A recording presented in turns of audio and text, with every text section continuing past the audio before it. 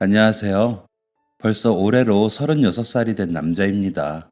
22일 때가 엊그제 같은데 벌써 한 여자의 남편이자 한 아이의 아빠가 되었네요.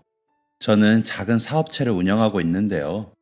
주변 사람들에게 나름 성공한 인생이라 칭찬받는 저의 인생에 어떤 일들이 있었는지 이야기해보고자 이렇게 사연을 쓰게 되었습니다. 초등학교 2학년이 되던 해, 저는 갑작스럽게 아버지를 잃었습니다. 아버지가 돌아가셨는지 아니면 갑작스러운 사고를 당하셨는지 물으신다면 아닙니다. 저는 그토록 다정하던 아버지를 하루아침에 잃고 말았습니다. 그 이유는 다름이 아닌 제가 아버지의 친자가 아니었기 때문이었죠. 아버지는 유전자 검사를 통해 제가 친자가 아니라는 사실을 알게 된 후 곧장 저와 어머니를 내쫓으셨습니다. 어머니의 부정을 의심했기 때문이었죠. 아버지로서는 당연히 어머니의 부정을 의심할 수 있는 상황입니다. 애지중지 키운 아들이 친자가 아니라면 아내의 바람을 의심해 볼 수밖에 없으니까요. 그런데 어머니는 평생토록 억울하다는 목소리를 지우지 않으셨습니다. 제 기억 속 어머니는 추운 날 잠옷바람으로 쫓겨나면서 끊임없이 이렇게 외치셨어요. 난 절대 바람을 피우지 않았어요. 정말이에요. 제발 믿어주세요. 9살의 저는 그렇게 어머니 품에 안겨 하염없이 흐르는 눈물을 경험해야 했습니다. 그리고 매일 밤마다 저에게 다정하게 책을 읽어주시던 아버지의 눈빛이 순식간에 차가워지는 것도 경험했죠. 태어나서부터 9살이 될 때까지 평생을 의지했던 사람이 한순간에 돌아서는 장면은 36이 된 지금도 트라우마로 남을 정도로 큰 상처가 되었습니다. 어머니는 추운 겨울 저를 꼭 껴안고 가까운 친정으로 돌아가셨지만 어머니의 가족들은 어머니를 받아주지 않았습니다. 보수적인 분위기 속에서 어머니는 집안의 수치였을 뿐이니까요. 추가 한 딸이 바람이 나서 다른 남자의 아이를 가진 것도 모자라 그 아이를 모른 척 키우고 있었다는 것. 어머니를 쫓아낸 아버지가 어머니의 가족들에게도 알린 사실이었습니다. 결국 남편에게도 가족에게도 버림받은 어머니는 찬바람이 쌩쌩 불던 날 공중 화장실에서 저를 품에 안고 잠에 드셨죠. 어머니는 그날 이후 어떤 일도 가리지 않고 닥치는 대로 하셨습니다. 부끄러운 일 빼고는 정말 다 하셨던 것 같아요. 생활이 힘들 때면 구걸이라고 생각이 들 정도로 비굴한 모습을 보이기도 하셨고 천사 같던 모습은 온데간데 없고 욕지거리를 내뱉으며 동네 아주머니들과 싸우기도 하셨습니다. 하지만 그럼에도 불구하고 어머니는 제게 엄청난 사랑을 부어주셨어요. 그리고 아버지의 공백이 느껴지지 않을 정도의 사랑을 보여주셨죠. 한 아이의 아빠가 된 이 시점에서 보니 어머니가 얼마나 노력하셨을지를 실감하게 되네요. 어머니는 입버릇처럼 저에게 말씀하셨습니다. 엄마는 단 한 번도 너에게 부끄러운 짓을 한 적이 없어. 너는 떳떳하게 태어난 아이야. 아마도 어머니는 제가 저 스스로를 불륜의 결과로 태어난 아이로 여길까봐 걱정하셨던 것 같습니다. 제가 어느 정도 나이가 찬 이후 어머니는 자신이 왜 이런 누명을 쓰고 집에서 쫓겨나야 하는지를 조금씩 알려주기 시작하셨어요. 검사가 잘못됐거나 평소에 나를 못마땅하게 여긴 내 아버지 여동생이 수작을 부린 게 분명하다는 게 최종적인 어머니의 생각이셨죠. 어머니는 아버지의 여동생, 즉 시누이를 모든 일의 원흉으로 생각하셨습니다. 그도 그럴 것이 유전자 검사를 강력하게 추천한 분이 고모였거든요. 고모는 제가 초등학교에 입학한 후 아무래도 애 얼굴이랑 오빠 얼굴이랑 너무 다르다. 오빠 출장 길게 다녀온 동안 새언니가 밖으로 나돌았던 거 아니냐 라는 말을 입에 달고 살았다고 합니다. 처음 고모의 이런 이야기를 들은 아버지는 말도 안 되는 말을 한다며 고모의 말을 헛소리 취급했지만 사람 마음이라는 게 그렇더군요. 아무리 터무니없는 말이라도 수없이 들으면 마음이 동하기 마련이죠. 결국 아버지는 어머니 몰래 유전자 검사를 실시하셨고 저와의 친자 불일치 결과를 통보받으셨습니다.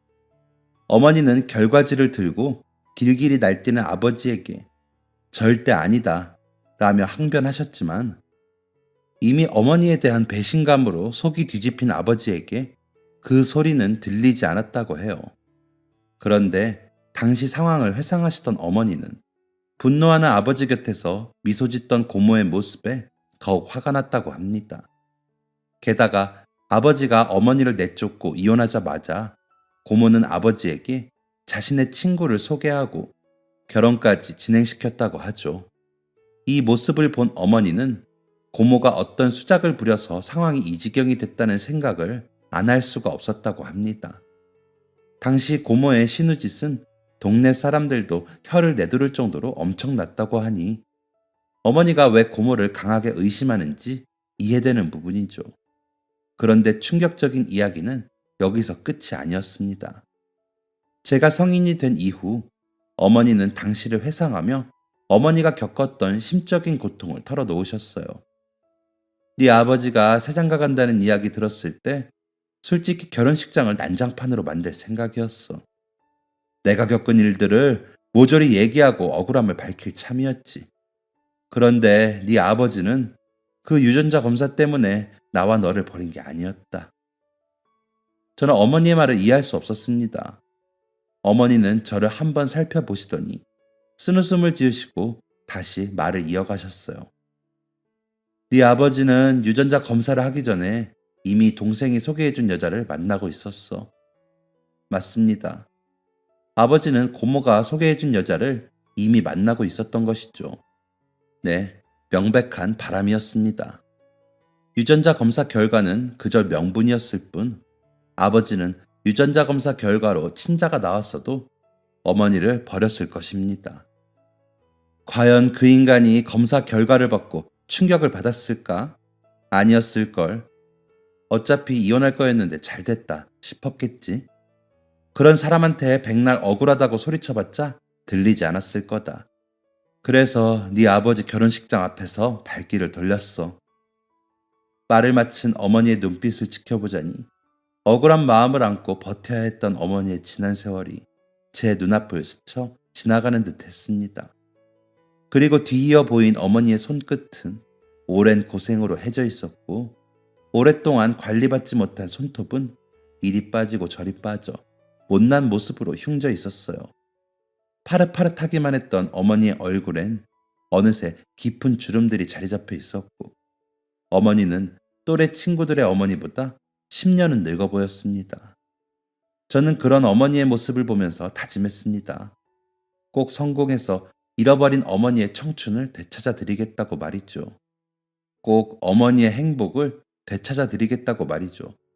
하지만 정말 안타깝게도 어머니를 호강시켜 드리겠다는 제 다짐은 쉽게 깨져버리고 말았습니다. 저는 공부머리가 영 없었기 때문에 대학을 가지 않고 성인이 되자마자 사회생활에 뛰어들었어요. 제 꿈은 단 하나였습니다. 내 돈으로 가게 차려서 사장 소리 듣기. 젊은 나이였기 때문에 가능했던 치기 어린 다짐이었죠. 저는 이 꿈 하나만을 바라보며 수년 동안 사업 초기 자본을 모았습니다. 하루에 3-4개의 일을 하기도 했고 노가다 현장에서 제대로 된 급여도 받지 못한 채 일하기도 했죠. 그저 오래 많이 일하는 게 최선이라고 생각했던 20살의 저는 23살이 될 때까지 친구 한 명 만나지 못한 채 돈을 모았습니다. 어머니는 매일 새벽같이 나가 자정이 다 되어서야 들어오는 저를 보며 매우 걱정하셨지만 가진 거라곤 체력뿐이었던 저에게 어머니의 걱정은 크게 와닿는 것이 아니었어요. 어머니의 걱정을 한 몸에 받으며 친구 관계까지 포기했던 저는 결국 24살이 되던 해 목표했던 사업 초기 자본을 모으게 되었습니다. 그리고 곧장 어떤 일을 해야 할지 주변을 물색하게 되었어요. 그리고 한 사람을 만나게 되었죠. 그 사람은 저에게 술 장사가 제일 남는 장사라며 자신의 가게 하나를 내어줄 테니 초기 권리금만 내고 가게를 운영하라고 말했습니다. 게다가 가게에서 나오는 순이익은 7대3으로 나누자며 저를 설득하기 시작했어요. 물론 제가 7이었죠. 무엇보다 그 사람이 보여준 가게의 장부도 썩 믿음직해 보였습니다. 하지만 너무 좋은 조건에 가게를 맡긴다는 말에 선택을 주저하니 그 사람은 저를 데리고 자신의 가게를 보여주기까지 했어요. 가게 내부는 정말 휘황찬란했습니다. 가게 안을 채운 샹들리에부터 딱 봐도 비싸 보이는 소파까지. 한 반년 정도는 내 가게에서 일하면서 일 배우고 이후에 가게 맡아서 봐주면 될 것 같아. 솔직히 이 정도 되는 규모의 가게를 권리금만 받고 넘기는 거 진짜 믿지는 장사인 거 알지? 그리고 그냥 내가 가게 전부 운영해도 되는데 굳이 맡기려고 하는 거야. 현수가 내 동생 같아서 혹할 수밖에 없었습니다. 당시엔 어서 빨리 내 가게를 가지고 싶다는 생각에 이성적인 판단이 제대로 이루어지지 않았거든요. 게다가 제가 가지고 있는 돈으로 그 정도 규모의 가게는 엄두도 내지 못했기 때문에 욕심이 났던 것도 사실입니다. 결국 저는 권리금을 넘긴 채 6개월 동안 매장 관리 노하우를 배우기로 약속했어요. 그런데 막상 출근하기로 한 날이 되니 괜스레 불안한 마음이 들더군요. 그렇게 불안한 마음을 안고 가게에 도착한 저는 그만 가게 앞에 털썩 주저앉고 말았습니다. 그 이유는 가게가 있어야 할 자리에 가게가 없었기 때문이었죠. 더 정확히 말하자면 내부가 모두 철거된 빈 공간만이 존재했습니다.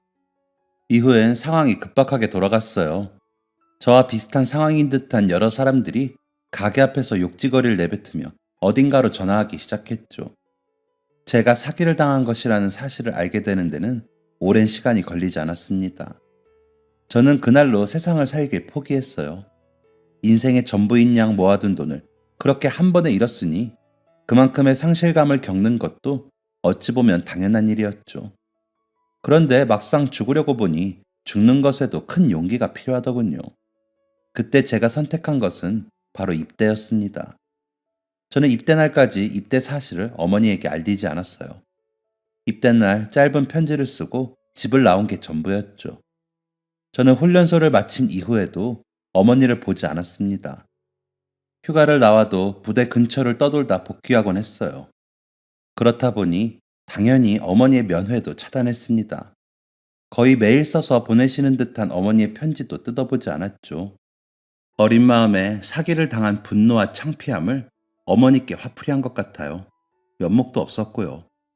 어머니의 마음은 타들어가고 있을 거라는 걸 알면서도 말이에요. 그런데 이렇게 필사적으로 어머니를 피하던 저는 의도하지 않은 이유로 어머니를 다시 제외하게 됩니다. 군생활이 막바지에 접어들 즈음 저는 급격한 건강 악화를 겪게 되었고 이내 간경화 진단을 받게 되었습니다.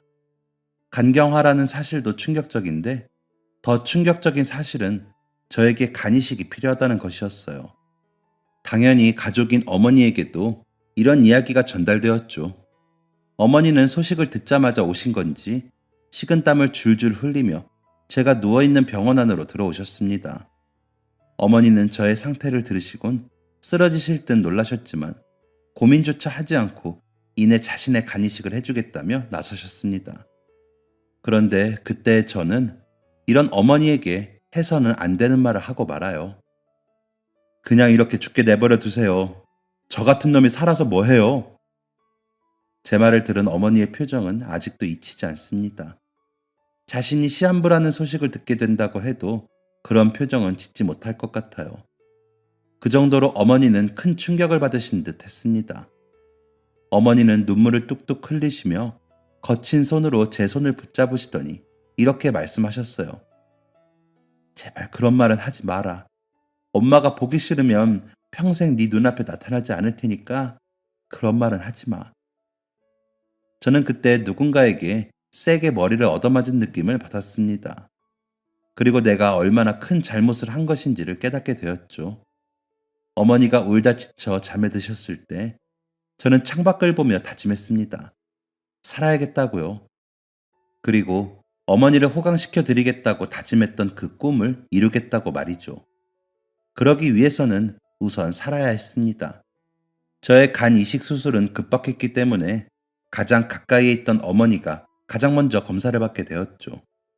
어머니의 간을 이식받아야 한다는 사실이 마음을 무겁게 했지만 어머니의 굳은 다짐을 만류할 수는 없었어요. 그렇게 검사를 한 후 저는 한밤중 찾아온 의사에게 충격적인 이야기를 듣게 되었습니다. 종이 한 장을 들고 제 곁에 앉은 의사는 이렇게 말했습니다. 검사를 진행하신 신경자 씨가 친어머니가 맞으신가요? 의사가 이런 질문을 한 데는 이유가 있었습니다. 어머니의 혈액형과 어머니가 적어낸 아버지의 혈액형을 대조해 보았는데 도저히 제 혈액형이 나올 수 없었기 때문이었죠. 당연히 간 이식도 불가능했습니다. 이 사실을 알게 된 저는 무언가 이상한 기류를 느끼게 되었고 무엇에 끌린 것인지 어머니 몰래 유전자 검사를 하게 되었습니다. 하지만 제가 유전자 검사를 의뢰했다는 사실은 쉽게 기억 속에서 잊히고 말았어요. 몸 상태가 하루가 다르게 안 좋아졌기 때문이죠. 간 이식이 정말 급박한 상황이라는 사실에 모두가 불안해하고 있을 때 간 이식을 해주겠다는 사람이 나타났습니다. 바로 제 소식을 들은 친구였죠. 친구가 아무 이유 없이 간 이식을 해주겠다고 나선 것은 아니었습니다. 20살 때 저는 친구의 어머니가 돈이 없어서 중요한 수술을 못 받고 계신다는 사실을 알게 되었어요. 그리고 우연히 그 사실을 접했을 때 제 수중에는 반년 동안 악착같이 모은 돈이 있었죠. 저는 돈이 있었음에도 친구를 도울 수 없었습니다. 그 돈을 모으기 위해 얼마나 노력을 했는지 누구보다 제가 제일 잘 아니까요. 하지만 수술만 받으면 살 수 있는데 돈이 없어서 그 수술을 못 받고 있다는 친구의 말이 제 마음을 계속해서 불편하게 만들었어요. 결국 저는 반년 동안 모은 돈을 모두 인출해 친구에게 건네주었습니다. 친구는 제가 건네준 돈을 어머니 수술비에 보탰고 친구의 어머니는 건강을 완전히 회복하셨어요. 친구는 어머니가 건강을 회복하신 후 저에게 고마움을 표현하기 위해 저를 오랫동안 찾아다녔다고 합니다. 쥐도 새도 모르게 사라진 저를 찾는 것을 포기하지 않았던 친구는 제가 간 이식을 필요로 한다는 사실을 알게 되었을 때 결코 가만히 있을 수 없었다고 합니다. 곧장 기증 의사를 밝히고 간 이식이 적합한지 검사를 받았다고 하죠. 간 이식은 성공적으로 이루어졌고 저는 친구에게 이제 우리 진짜 쌤쌤인 거냐? 라는 시답지 않은 농담을 건넬 정도로 건강을 회복하였습니다. 의병 제대 후 요양을 하던 저는 어느 날 잊고 있던 유전자 검사 결과지를 받아보게 되었습니다. 예상하셨겠지만 저와 어머니의 유전자는 일치하지 않았어요. 제가 어머니의 친자가 아니었던 거죠. 즉, 저는 아버지와도 어머니와도 남남인 사이였던 것입니다. 이 사실을 알게 된 후 한참을 고민했어요. 이 이야기를 어머니에게 알린다면 어머니가 얼마나 충격에 휩싸이실지 걱정되었기 때문이었죠. 그리고 마음 한구석에는 어머니에게 버림받으면 어떻게 하나 라는 걱정도 들었습니다. 평생 바람난 여자라는 꼬리표를 달고 한평생 고생하며 사셨는데 그 원흉을 저라고 생각하실까봐 무서웠죠. 한참을 고민하던 저는 결국 어머니에게 모든 사실을 털어놓게 되었습니다. 제 이야기를 들은 어머니는 끝내 눈물을 보이고 마셨어요. 그 눈물 앞에서 저는 죄인이 된 채 고개를 푹 숙이고 말았죠. 그런데 그런 제게 어머니는 놀라운 말씀을 하셨습니다. 거봐 현수야. 너는 부정하게 태어난 게 아니야. 떳떳하게 태어난 아이였어. 저는 이 와중에도 제 걱정뿐이신 어머니를 의아하게 바라보고 이렇게 말했습니다. 화나지 않으세요? 저 때문에 겪지 않아도 되는 일을 겪으셨고 그리고 또 제 물음에 어머니는 이렇게 대답하셨습니다. 너를 이만큼 키울 때까지 힘든 일이 없었던 건 아니야. 하지만 그런 힘든 일은 모두 잊을 정도로 너를 키우는 동안 행복했어. 일이 어떻게 된 것인지는 모르겠지만 피가 섞이지 않았더라도 너는 내 자식이고 내 아들이야. 어머니의 대답은 그동안 제가 느꼈던 불안감을 눈 녹듯이 사라지게 만들었습니다. 불안감이 사라지니 이성적인 판단이 가능하게 되었죠. 저는 곧장 유전자가 일치하지 않는 이유를 찾아 나섰습니다. 그리고 어머니의 친자식과 제가 병원에서 뒤바뀌었다는 사실을 알게 되는 데는 그리 오랜 시간이 걸리지 않았습니다. 저는 이 놀라운 사실을 어머니에게 알렸고 저와 뒤바뀐 그 아이를 찾겠다고 말씀드렸습니다. 하지만 어머니는 단호하게 거부하셨어요. 내 자식은 너야. 친자를 찾는다고 하더라도 그 아이가 내 자식이 될 순 없어. 저는 어머니를 설득했지만 어머니는 여전히 완강하셨습니다. 친자식을 만나게 되면 제가 동떨어진 느낌을 받으리란 걱정 때문이었죠. 결국 저와 어머니는 이 모든 사실을 마음속에 묻기로 결정하게 되었습니다. 그러고 난 이후 저는 새롭게 사업을 시작했고, 다행히 사업이 잘 풀려 지금의 아내를 만나 결혼까지 하게 되었습니다. 안정적인 가정을 꾸리고 31살이 되어 제 아이를 품에 안아보니 가장 먼저 드는 생각이 있더군요. 바로 친자를 찾지 않겠다고 말했던 어머니의 속마음이었어요. 내가 이 아이를 잃어버린다면? 이라는 생각에서 시작된 고민은 꼬리에 꼬리를 물었고, 그 고민은 나는 아마도 이 아이를 평생 동안 그리워하겠구나 라는 답으로 정리되었습니다. 즉, 저희 어머니 또한 잃어버린 친아들에 대한 그리움이 여전히 존재해 있을 것이라 생각한 것이었죠. 그래서 저는 저와 뒤바뀐 인생을 살게 된 어머니의 친자를 찾기 시작했습니다. 병원 기록이 존재했기 때문에 어머니의 친자를 찾는 건 그리 어려운 일이 아니었습니다. 진짜 문제는 어머니의 친자를 찾고 난 이후에 시작되었어요. 친자의 상태는 심각 그 자체였습니다. 친자는 일용직 노동자로 하루벌이를 하며 사는 사람이었습니다. 알코올 의존증도 앓고 있었고, 그를 처음 만났을 때 저는 그가 굉장한 피해 의식에 사로잡혀 있다는 사실을 알 수 있었습니다. 저는 제가 알고 있는 모든 사실을 숨긴 채 친자와 관계를 쌓아 나갔습니다. 그리고 그 과정에서 친자가 이렇게 살게 된 이유까지 알게 되었죠. 친자도 저와 마찬가지로 친자가 아니라는 사실 때문에 어머니와 함께 집에서 쫓겨난 사람이었어요. 저의 친모는 키워주신 어머니와 마찬가지로 아내가 바람이 나서 남의 자식을 낳아왔다 라는 억울한 상황에 놓이게 되셨다고 하죠. 저를 길러주신 어머니는 이런 억울한 상황 속에서도 저를 포기하지 않으셨던 반면, 저의 친모는 억울한 상황의 원인이 된 친자 최정윤 씨를 고아원 앞에 버리고 떠났다고 합니다. 똑같이 억울한 상황이었지만 각자를 길러준 어머니의 태도가 달랐던 것이고, 그 어머니의 태도가 지금의 저와 최정윤 씨를 만든 것이었죠. 갑작스럽게 부모에게 버림받고 어머니는 상실감에 스스로 목숨까지 끊은 상황에서 최정윤 씨가 제대로 된 성장을 할 수 있었을 리가 만무합니다. 최정윤 씨는 어린 시절부터 세상에 대한 분노를 품게 되었고, 세상을 살아가길 포기했다고 하죠. 정말 살고 싶지 않은데 스스로 죽는 건 무섭더라고요. 그래서 될 대로 되라고 생각하고 살았어요. 먹고 싶은 대로 먹고, 말하고 싶은 대로 말하고, 자고 싶으면 자고. 근데도 얼마나 목숨이 질긴지 죽는 것도 쉽지 않더라고요.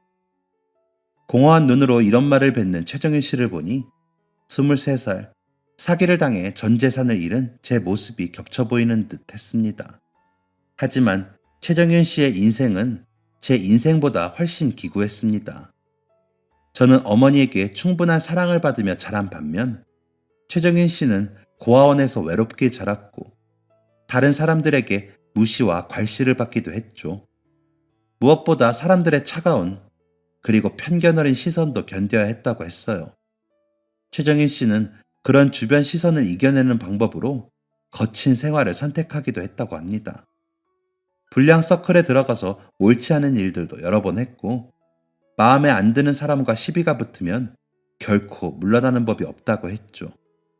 학창 시절에는 선생님께 불려가는 게 일이었고, 성인이 되고 나서는 경찰서를 들락날락거리는 게 일상이었다고 합니다. 현재 일용직 노동자로 일하는 이유도 거액의 합의금을 물어준 후 생긴 빚을 해결하기 위해서라고 했죠. 저는 최정윤 씨의 이야기를 들은 이후 곧장 그를 돕기 시작했습니다. 그를 도운 이유는 제 마음속 한 구석에 자리한 부채감 때문이었던 것 같아요. 그가 친어머니 손에서 자랐다면 조금 더 나은 인생을 살 수 있지 않았을까. 내가 그의 자리를 뺏어서 그의 인생이 이렇게 된 것은 아닐까 하는 미안한 마음이 제 마음속에 자리하고 있었던 것이죠. 제가 가장 먼저 한 일은 최정윤 씨를 병원에 데려가는 것이었습니다. 병원에 가서 기초적인 검진을 받고 치료가 필요한 부분은 치료비까지 지원해 주었어요. 특히 치아가 많이 약해져서 그 부분을 많이 신경 썼습니다. 그리고 상담사인 아내의 도움을 받아 심리 상담도 시작하게 되었습니다. 사실 상담이라는 게 거부감이 들 수 있는 부분임에도 불구하고 최정인 씨는 선뜻 상담에 임했어요.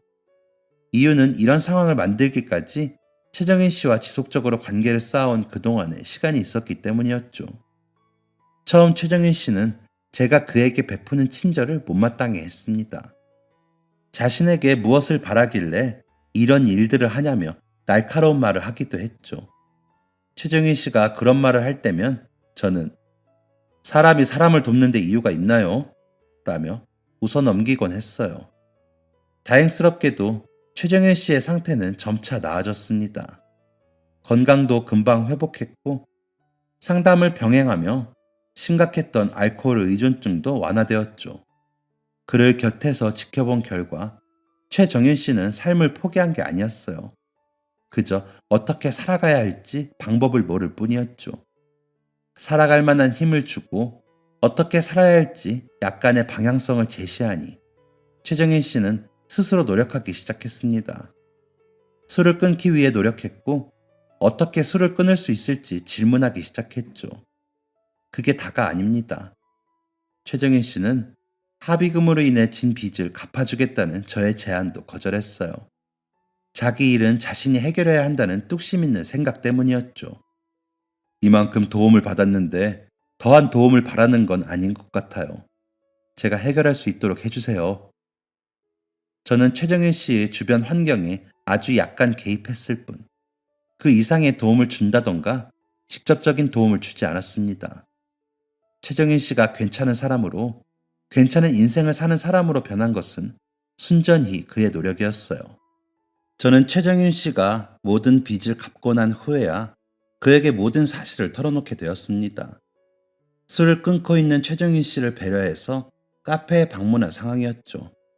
최정일 씨는 제가 할 말이 있다는 사실을 알고 있는 듯 했어요. 그리고 그 말이 자신이 그동안 궁금해온 것과 연관되어 있다는 것까지 아는 것 같았죠. 저는 최정일 씨에게 왜 제가 그를 돕게 되었는지 그 사실을 말하게 되었습니다. 저한테 항상 물어보셨죠. 왜 도와주는 거냐고. 저는 한참 동안 하고 싶은 말을 속으로 삭히며 어떤 식으로 말을 시작해야 할지 고민하고 있었습니다. 최정일 씨는 그런 제 모습을 살피고 오히려 저를 안심시켜 주었습니다. 어떤 말을 해도 괜찮아요. 전부 이해할 수 있을 거라고는 장담하지 못하겠지만 이해하려고 노력해 보겠습니다. 저는 한숨을 푹 내쉬고 나서야 이야기를 꺼낼 수 있었습니다. 저를 처음 봤을 때 친자가 아니라는 사실 때문에 어려움을 겪어본 적이 있다고 말씀하셨었죠.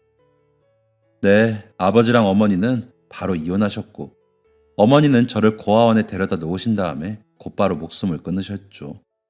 저는 저를 두고 떠난 어머니의 뒤를 쫓아가다가 투신하는 어머니의 모습을 현장에서 지켜봤고요. 사실 저도 마찬가지예요. 나도 마찬가지 라는 말을 듣고 난 후 최정윤 씨는 꽤 놀란 표정을 지었습니다. 마찬가지시라고요? 네, 저도 아버지의 친자가 아니라는 사실 때문에 아버지에게 버림받았고 집에서 쫓겨나는 어머니와 함께 살았어요. 혹시 저를 도와준 이유가 저랑 비슷한 일을 겪었기 때문인가요? 최정일 씨의 말은 이런 의미였습니다. 나랑 같은 일을 겪었기 때문에 내가 더욱 측은하게 느껴졌냐? 불쌍하게 느껴졌냐? 그래서 날 도운 거냐? 저는 깜짝 놀라며 손을 휘저었습니다. 아니에요. 그런 게 아닙니다. 제가 정일 씨를 도와주게 된 이유는 잠깐의 정적이 흐른 뒤 저는 이 이야기의 중심을 말하고 말았습니다. 제가 정일 씨를 만나러 오고 도와주기 시작한 이유는 정일 씨가 친모로 알고 살았던 그분이 사실 저의 친모이고 저를 길러주신 분이 정일 씨의 친어머니이기 때문입니다. 최정일 씨는 제 이야기를 바로 이해하지 못했어요. 그러니까 그게 대체 무슨 말... 정일 씨, 저랑 정일 씨 생일이 같다는 건 알고 계시죠? 네, 정말 신기한 우연이라고 생각했었죠. 저랑 정일 씨는 생일만 같은 게 아니에요. 태어난 시각도 비슷하죠. 게다가 성별도 같고. 최정희 씨는 제 말을 어떻게든 이해해 보려고 노력하는 것처럼 보였습니다. 하지만 여전히 설명이 부족한 듯 아무 말 하지 못했죠. 정윤 씨와 저는 같은 병원에서 같은 날에, 그것도 비슷한 시각에 태어났습니다. 그리고 병원 측의 실수로 아이가 뒤바뀌게 되죠. 이 말을 마친 저는 최정희 씨가 얼음처럼 굳어버리는 것을 느꼈습니다. 그럼 저는 어머니의 외도로 태어난 게 아니었던 거네요. 저를 낳아준 분은 따로 있었던 거고, 저를 길러주신 분은 정말로 억울한 죽음을 겪게 된 거네요.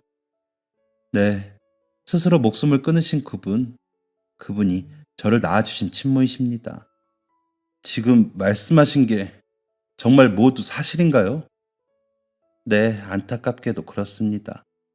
이미 병원 측에도 확인을 끝냈고, 최정인 씨만 도와주시면 병원에도 손해배상 청구를 할 수 있을 거예요. 물론 원하지 않으신다면 안 하셔도 됩니다. 저는 병원 측에게 손해배상을 받아내려고 정윤 씨를 만난 게 아니니까요. 그럼 왜 저를 찾아오신 겁니까? 최정윤 씨의 말에는 약간의 날이 서 있었습니다. 저는 더 이상 돌려 말하는 게 의미가 없다고 생각했어요.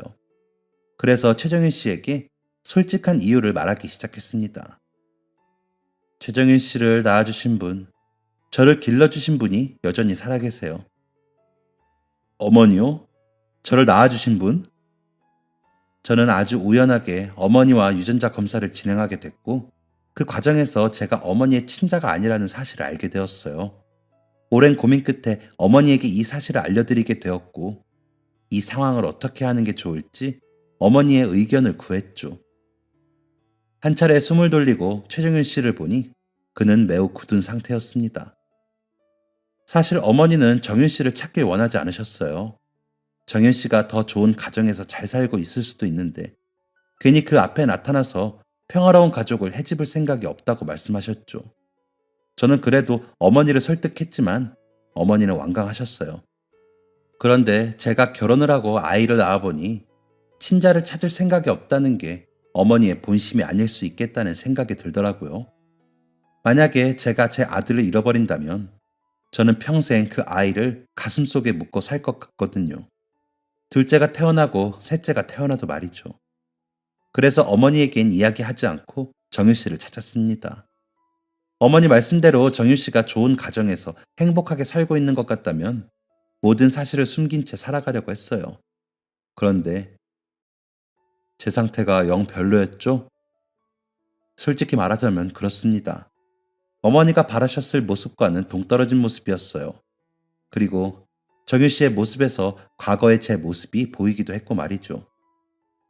제가 23살에 어떤 사기를 겪었는지는 정윤 씨도 익히 들어 알고 있었기 때문에 더 이상의 질문은 이어지지 않았습니다. 제가 정윤 씨를 도와준 이유는 정윤 씨가 어머니를 만나줬으면 하는 마음 때문이었습니다. 정윤 씨에게 말하기 조금 미안한 말이지만 저는 키워주신 어머니에게 많은 사랑을 받으며 자랐습니다. 그래서인지 어머니가 직접 낳은 정윤 씨를 제 형제처럼 생각하고 있어요.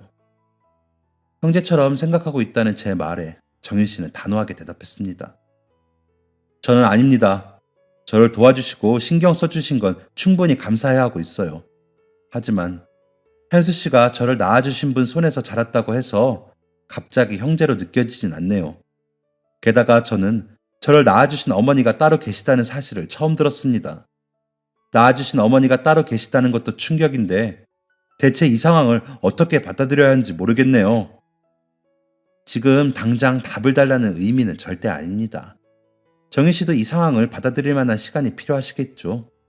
충분히 시간을 가지고 고민해 주세요.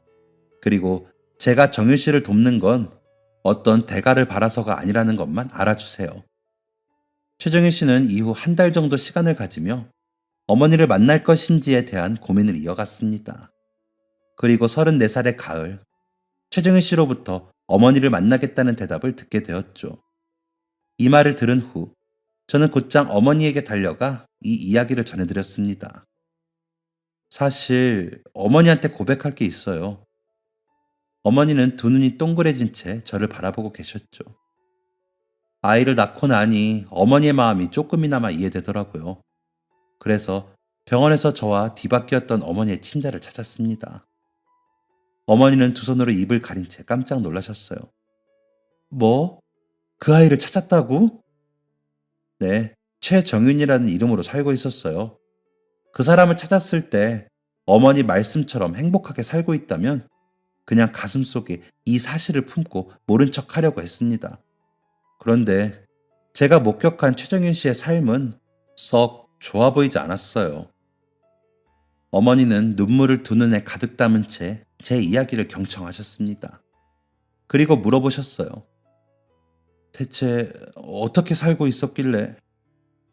저는 최정윤 씨의 그동안의 이야기를 간략하게 설명해 드렸습니다. 어머니는 눈물을 뚝뚝 떨어뜨리셨고 동시에 제게 사과를 하셨어요. 미안하다, 미안해. 내가 너 앞에서 이렇게 울면 안 되는 건데. 하지만 저는 어머니의 눈물을 이해할 수 있었습니다. 괜찮아요, 엄마. 이해해요. 저도 이제 아빠가 됐고 친자가 따로 있다는 사실을 알고 난 후 어머니가 어떤 마음이었을지 짐작할 수 있어요. 제 말이 위로가 되었는지 어머니는 눈물을 연신 훔쳐내셨습니다. 그래서 그 아이는 지금 어떻게 살고 있니? 지금은 많이 괜찮아졌어요. 정윤 씨는 어머니를 만나겠다고 결심했어요. 어머니만 괜찮으시면 만나서 자세한 이야기를 들어보시는 게 좋을 것 같은데 괜찮으세요? 제 물음에 어머니는 격한 끄덕임으로 대답하셨고 저는 어머니와 최정희 씨의 만남을 준비했습니다. 어머니와 최정희 씨는 서로의 얼굴을 확인하자마자 서로를 끌어안고 눈물을 흘렸어요. 두 사람을 진정시키고 나서 보니 왜 이제까지 느끼지 못했을까 싶을 정도로 어머니와 최정희 씨의 얼굴이 똑 닮았더라고요. 어머니와 최정희 씨는 아침 해가 저물 때까지 오랜 시간 동안 그동안의 인생 이야기를 나눴습니다. 웃기도 하고 울기도 하고 서로를 위로하는 시간을 가졌죠. 대화가 마무리될 즈음 어머니와 최정희 씨는 저를 바라보며 진심 어린 감사 인사를 전했습니다. 고맙다 현수야. 엄마 마음을 이해해줘서 너에게 정말 감사해. 최정희 씨도 뒤이어 고마움을 표시했어요. 그러면서 이렇게 말했죠. 사실 현수 씨가 저를 찾아온 건 2년 전이에요. 그 2년 동안 참 많은 일이 있었죠. 만약에 현수 씨가 처음 저를 만났을 때 어머니 이야기를 꺼냈더라면 저는 현수 씨와 어머니에게 못된 말만 했을 거예요. 어머니의 존재 자체를 부정했을 수도 있죠. 아니, 애초에 어머니를 만나지 않겠다고 했을 거예요. 그런데 제가 이렇게 어머니를 만나기로 다짐하고 대화를 나눌 수 있는 건 2년 동안 현수 씨가 보여준 노력 덕분이었던 것 같습니다. 감사해요, 현수 씨. 정말 감사합니다. 저는 최정윤 씨의 말이 무엇을 의미하는지 바로 알 수 있었어요. 그날 저는 어머니, 최정윤 씨와 함께 아이처럼 눈물을 흘리며 기쁨과 슬픔을 모두 경험하게 되었습니다.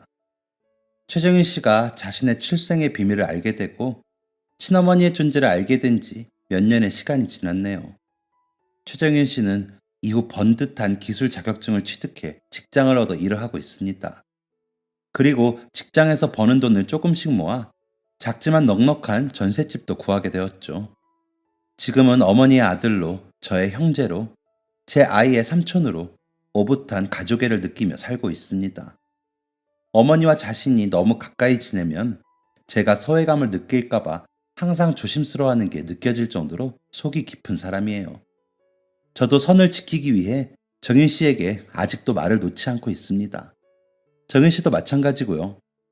아내와 아들, 그리고 어머니와 정윤 씨가 함께 도란도란 이야기하는 모습을 보면 가장으로서 책임감도 느껴지지만 가슴 한편이 따뜻해지는 것을 경험하게 됩니다.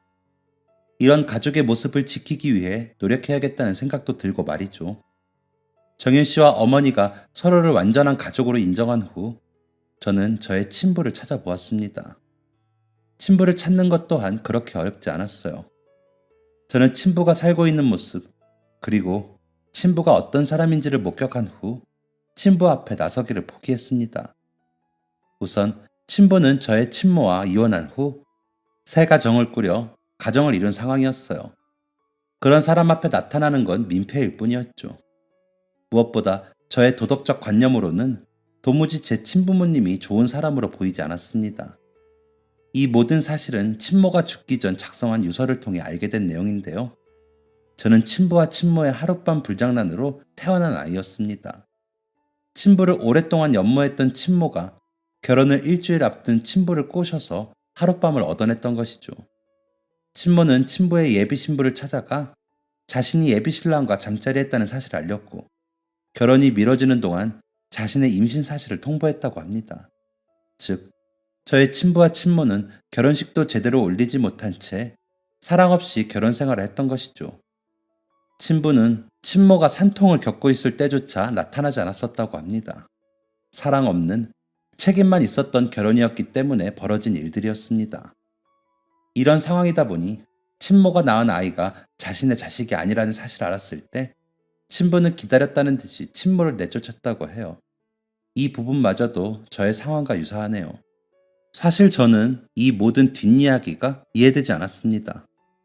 결혼을 준비하는 과정에서 예비 신부를 두고 다른 여자와 잠자리를 가진 친부나, 결혼할 사람이 있는 남자를 좋아한다는 이유만으로 꼬신 친모나, 이해 안 되는 모습 투성이었죠. 그런 친부에게 내가 당신의 친자다 라고 이야기하고 싶지 않았습니다. 게다가 친부의 재혼 상대는 일전에 결혼이 한번 엎어졌던 예비 신부였어요. 그 예비 신부 사이에서 새 자녀를 얻기도 했죠. 저는 굳이 그 가정을 깨트리고 싶지 않았습니다.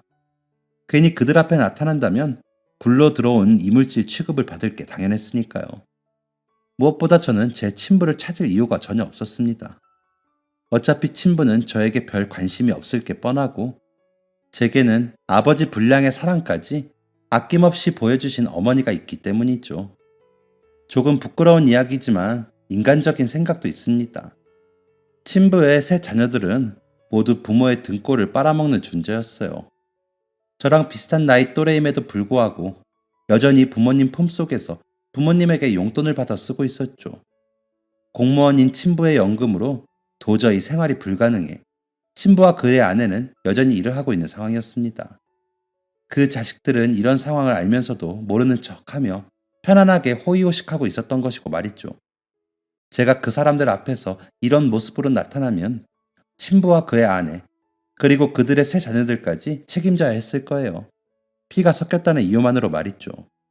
그래서 저는 저를 키워주신 어머니, 그리고 뒤늦게 생긴 저의 형제, 또 제 아내와 아들에게 충실해야겠다고 다짐했습니다. 저 꽤 성공했거든요. 23살에 전 재산을 사기당한 그때 그 모습과는 다르게 말이죠. 사연을 쓰다 보니 그런 과거가 있었기 때문에 지금의 성공이 있는 건 아닐까 하는 생각이 듭니다. 친부 찾기를 내려놓은 저는 이후 어머니를 미워했던 고모에게 연락을 했습니다. 저 양현수입니다. 전화를 건 양현수가 누군지 한참을 생각하던 고모는 어디 더러운 핏줄이 연락을 해? 뭐가 잘났다고? 라며 호통을 쳤죠. 저는 그런 고모에게 담담히 어머니의 억울함을 이야기했습니다. 저희 어머니가 바람을 폈고 그 결과로 제가 태어났다고 하셨죠.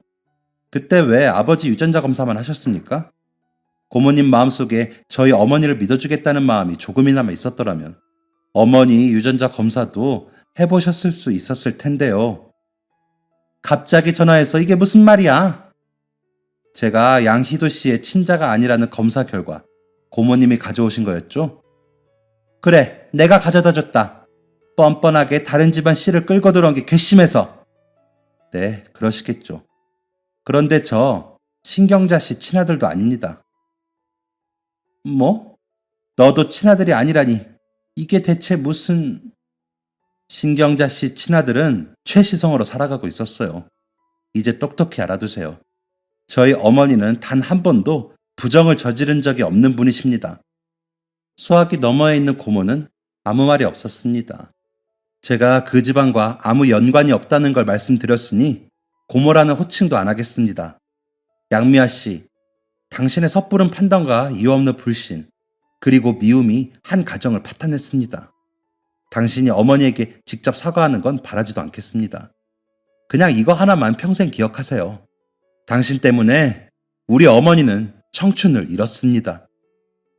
통화를 마칠 때까지 건너편 수화기에서는 아무 말이 들리지 않았습니다. 충격이겠죠. 핏줄을 중요하게 생각했던 양씨 집안 사람으로서는 멘붕인 소식이었을 것입니다. 제 이야기를 들은 고모 양미아 씨는 다음 날부터 줄기차게 연락을 취해왔습니다. 어딘가에 오빠의 친아들이 살아있다는 생각을 하기 때문이었겠죠. 양씨 집안 장손이 어디에 있다는 거냐? 당장 말해라. 라는 문자가 끊이지 않았습니다. 이렇게까지 심각하게 친자에 집착하는 걸 보고 이상함을 느껴서 알아보니 양미아 씨에게도 그럴 만한 이유가 있었습니다. 양미아 씨가 오빠에게 소개한 자신의 친구가 괜찮은 사람은 아니었던 거죠. 양미아 씨는 현재 마음에 드는 구석이 하나도 없는 친구와 그 자식에게 집안의 모든 재산을 빼앗길 상황이었습니다.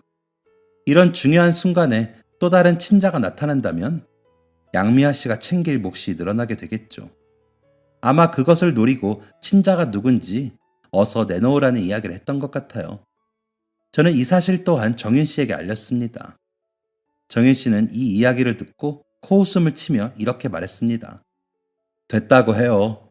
어머니를 그런 식으로 대해놓고 사과 한마디 없었으면서 이제 와서 장남 노릇을 바라다니 말도 안 되는 이야기죠. 저는 정윤 씨의 말을 토시 하나 틀리지 않고 그대로 양미아 씨에게 전달했습니다. 이후에 그 집안이 어떻게 되든 그건 그 집안이 헤쳐나갈 문제니까 뭐 알아서 하겠죠. 저는 어머니의 억울함이 풀렸다는 것 하나만으로 만족하고 있습니다. 어제는 어머니가 저희 집에서 아이와 함께 시간을 보내다가 잠에 드셨습니다.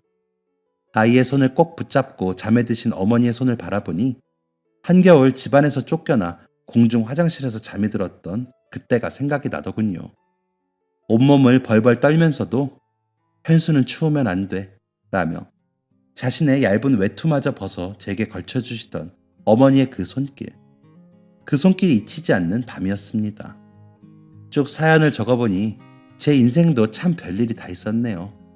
유전자 검사에 간경화에 간이식에 정윤 씨를 찾은 일까지. 그동안의 인생이 이렇게 치열했으니 앞으로의 인생은 조금이나마 편해지지 않을까 그렇게 바라봅니다. 저의 사연은 여기까지입니다. 긴 이야기를 읽어주시고 또 들어주셔서 감사합니다.